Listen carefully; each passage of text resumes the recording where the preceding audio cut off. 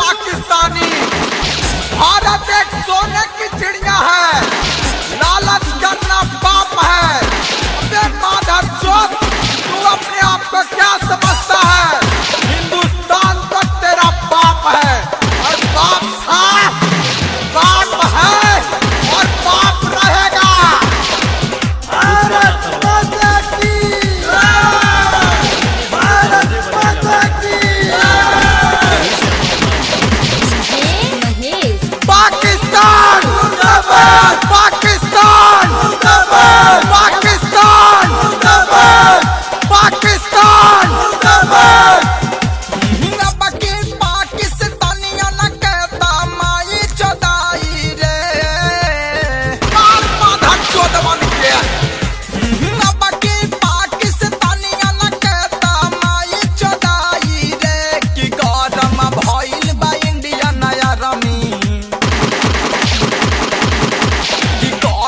भइल बा इंडिया नया रमी, साला के कबर खोदाई रे। गरम भइल बा इंडिया नया रमी, साला के कबर खोदाई रे। पाकिस्तानिया न कहता माई चौदाई रे, पाकिस्तानिया न कहता माई चौदाई रे, कि गरम भइल बा इंडिया नया रमी, गरम भइल बा इंडिया नया रमी, साला के कबर खोदाई रे। गरम भइल बा इंडिया नया रमी, साला के कबर खोदाई रे। कान खोल के सुन ले माधर जात पाकिस्तानी, अगर भारतवासी एक एक करके बॉर्डर पर मुंह देंगे ना, साले पाकिस्तान तो ऐसे ही बह जाएगा।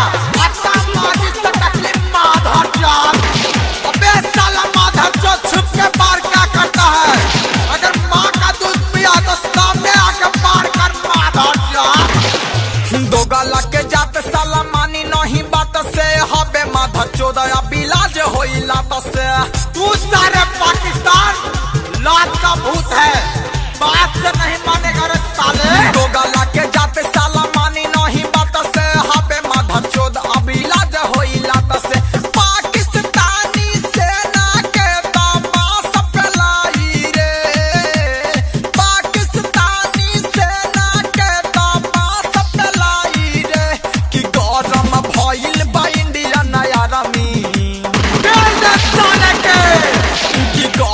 भइल बा इंडिया नया रमी, साला के कबर खोदाई रे।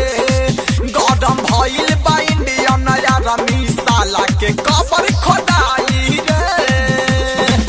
पाकिस्तान, अब कोई बचने की उम्मीद नहीं है तुझे माधर जान। अब हिंदुस्तान की एक ही नारा है, स्वच्छ भारत, साफ पाकिस्तान।